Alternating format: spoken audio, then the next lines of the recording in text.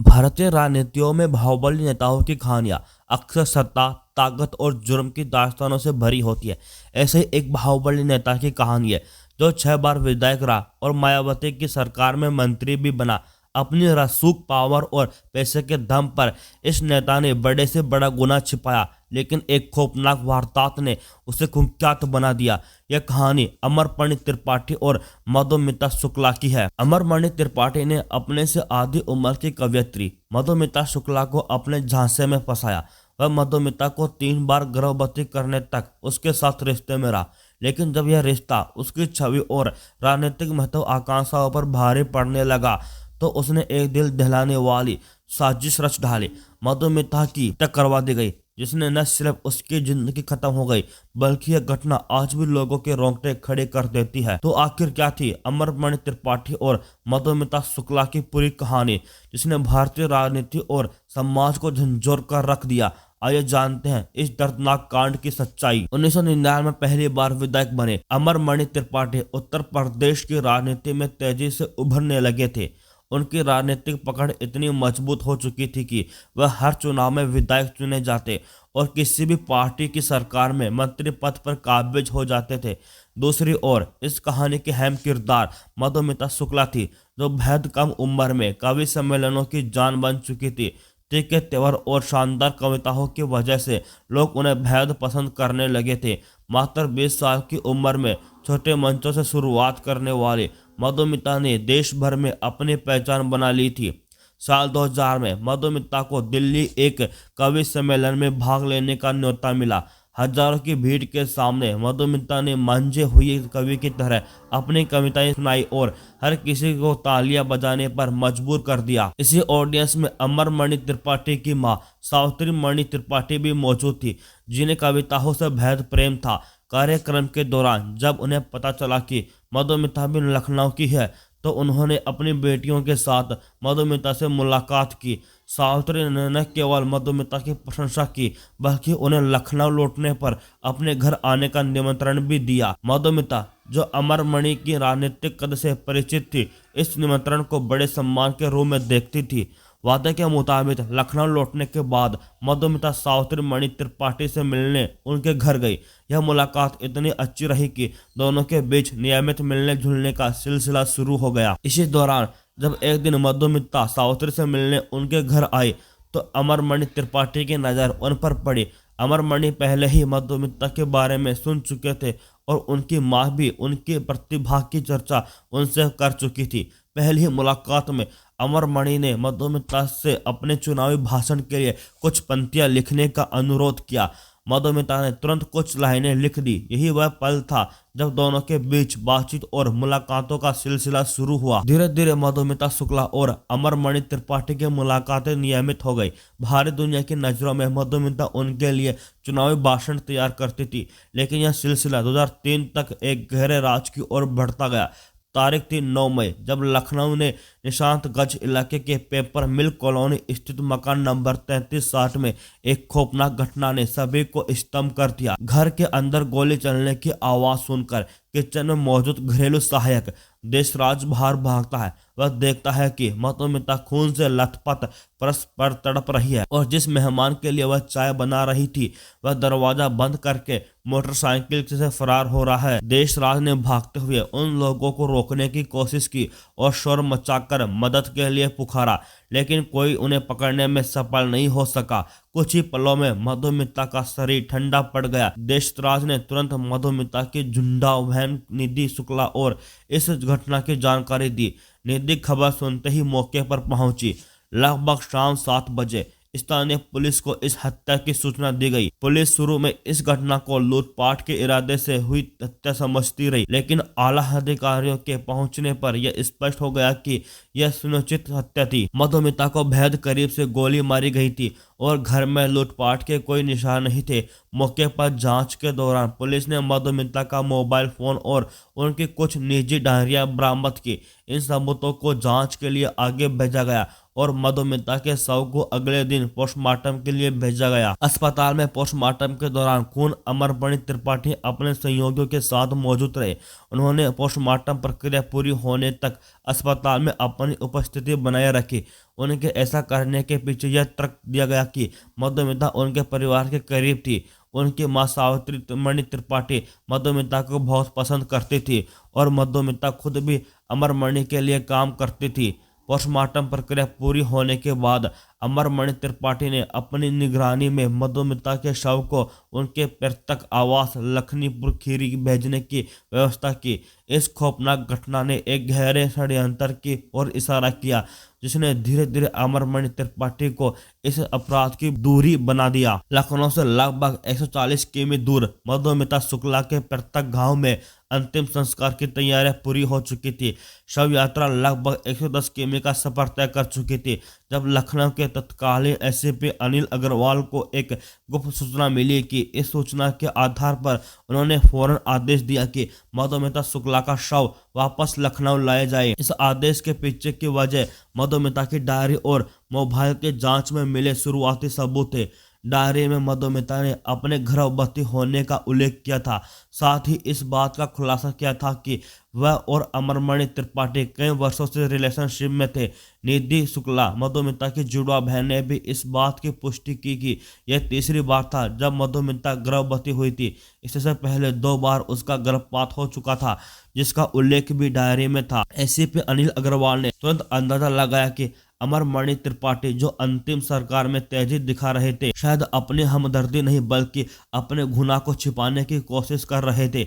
उन्होंने मधुमिता का शव लखनऊ वापस लाने का आदेश दिया ताकि गर्भावस्था की पुष्टि और भ्रूण का डीएनए टेस्ट कराया जा सके। गुपचुप तरीके से शव को 110 किमी की यात्रा कर वापस लखनऊ लाया गया। शुरुआती जांच में यह स्पष्ट हो गया कि मधुमिता 7 महीने की गर्भवती थी। चौंकाने वाली बात यह थी कि पोस्टमार्टम रिपोर्ट में इस तथ्य का कहीं उल्लेख नहीं किया गया। ऐसा माना गया कि पोस्टमार्टम के दौरान अमरमणि त्रिपाठी ने दबाव डालकर इस तथ्य को छुपा दिया था। एसीपी अनिल अग्रवाल ने मधुमिता के गर्भ में पल रहे भ्रूण का डीएनए सैंपल अपनी निगरानी में संग्रहित करवाया। इसके बाद अमरमणि त्रिपाठी का भी डीएनए सैंपल लिया गया। कुछ दिनों बाद डीएनए रिपोर्ट ने सच्चाई उजागर कर दी। मधुमिता शुक्ला के गर्भ में पल रहे बच्चे का पिता और कोई नहीं बल्कि अमरमणि त्रिपाठी ही थे। यह खुलासा इस हाई प्रोफाइल हत्याकांड में एक निर्णायक मोड़ साबित हुआ, जिसने न केवल अमरमणि त्रिपाठी के अपराध की पोल खोली बल्कि उनके राजनीतिक रसूख और प्रभाव के दुरुपयोग को भी उजागर किया। मधुमिता शुक्ला हत्याकांड में शुरुआत से ही उनकी बहन निधि शुक्ला ने अपनी आवाज बुलंद की। निधि ने पुलिस के सामने बयान देते हुए स्पष्ट रूप से अमरमणि त्रिपाठी पर अपनी बहन की हत्या का आरोप लगाया और एफआईआर दर्ज करने की मांग की। उनके अनुसार अमरमणि ने मधुमिता से शादी का झूठा वादा कर शारीरिक संबंध बनाए। जब मधुमिता पहले 2 बार गर्भवती हुई तो अमरमणि ने ऑपरेशन करवा दिया, लेकिन तीसरी बार मधुमिता ने ऑपरेशन से इनकार कर दिया, जिससे परेशान होकर अमरमणि ने अपने अपराध को छिपाने के लिए उसकी हत्या करवा दी। हालांकि निधि के बयान के बावजूद शुरुआती जांच में अमरमणि या उनके परिवार के किसी भी सदस्य को आरोप नहीं बनाया गया। एफआईआर में भी उनका नाम दर्ज नहीं किया गया, लेकिन जब डीएनए रिपोर्ट सामने आई तो मामले को लखनऊ क्राइम ब्रांच को सौंप दिया गया। तत्कालीन एसीपी राजेश पांडे ने पूरी ईमानदारी से जांच शुरू की। इसके बावजूद उन्हें अचानक ट्रांसफर कर दिया गया। इस दौरान उत्तर प्रदेश की मुख्यमंत्री मायावती पर आरोप लगने लगे कि वह अपनी सरकार में मंत्री रहे अमरमणि त्रिपाठी को बचाने के लिए अधिकारियों का ट्रांसफर करवा रही है। हालांकि जनता और मीडिया के दबाव के कारण मायावती ने यह मामला सीआईडी को सौंप दिया। जब सीआईडी ने जांच शुरू की तो स्थिति और भी पेचीदा हो गई। 2 ईमानदार अधिकारी जो गहराई से मामले की जांच कर रहे थे अमरमणि त्रिपाठी के घर पूछताछ करने पहुंचे, लेकिन इसके बाद मायावती सरकार ने उन दोनों अधिकारियों को ही सस्पेंड कर दिया। इससे मायावती पर खुलेआम आरोप लगने लगे कि वह अमरमणि को बचाने की कोशिश कर रही है। आखिरकार जब दबाव बहुत बढ़ा तो मायावती ने अमरमणि त्रिपाठी को अपने मंत्रिमंडल से हटा दिया, लेकिन जांच में किसी तरह की तेजी नहीं दिखाई गई। इस बीच निधि शुक्ला ने अपनी बहन को न्याय दिलाने के लिए तत्कालीन प्रधानमंत्री अटल बिहारी वाजपेयी से मुलाकात की और मामले की सीबीआई जांच की सिफारिश की।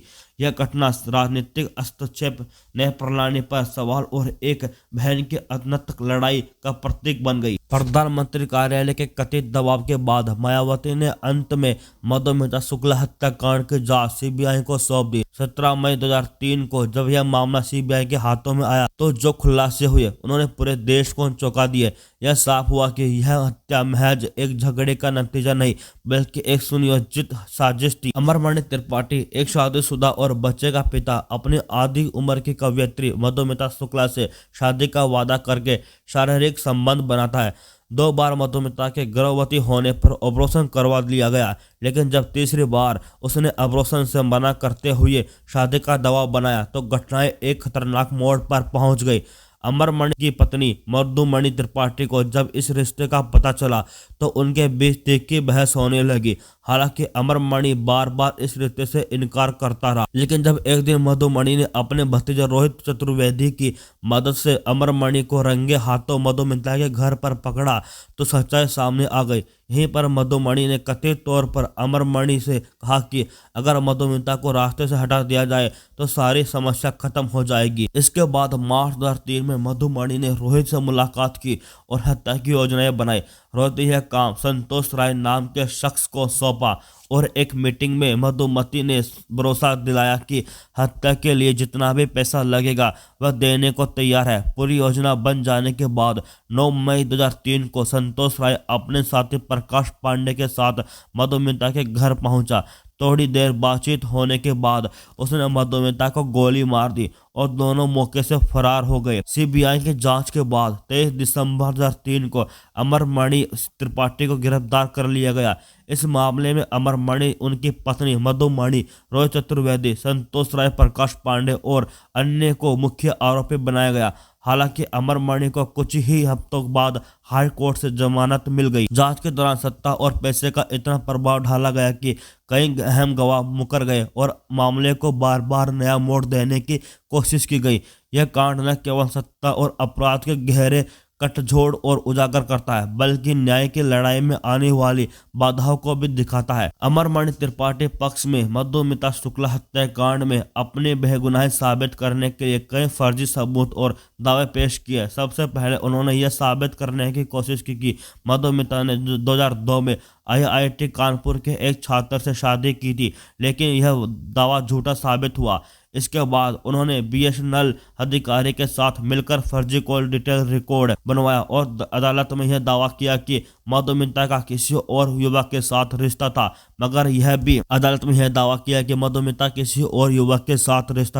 मगर यह फर्जीवाड़ा भी जल्द ही बेनकाब हो गया। फर्जी सबूतों और गवाहों के बार बार नाकाम होने के बावजूद अमरमणि त्रिपाठी पर कोई ठोस कार्यवाही नहीं हो रही थी और यह आजाद घूम रहा था। इससे परेशान होकर मधुमिता की बहन निधि शुक्ला ने केस को उत्तर प्रदेश से बाहर ट्रांसफर करने के लिए सुप्रीम कोर्ट का दरवाजा खटखटाया।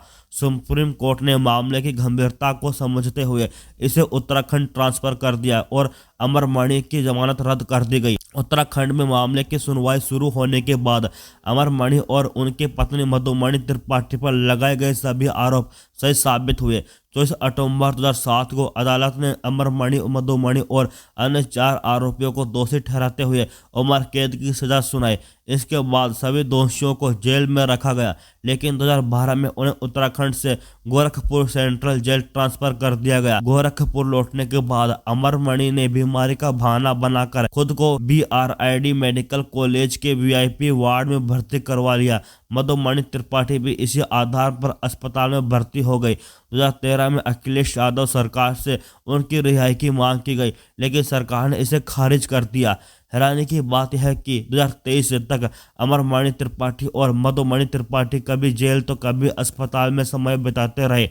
आखिरकार अगस्त 2023 में योगी आदित्यनाथ सरकार ने अच्छे व्यवहार के आधार पर दोनों को जेल से रिहा कर दिया। आज वे आज़ाद जिंदगी जी रहे हैं, जबकि मधुमिता शुक्ला की बहन निधि शुक्ला अब भी इंसाफ की लड़ाई लड़ रही है। यह पूरा मामला सत्ता, फर्जी सबूतों और न्याय की लड़ाई में आने वाली बाधाओं का एक दर्दनाक उदाहरण है। आपकी इस मामले पर क्या राय है? अपनी प्रतिक्रिया हमें जरूर बताइए।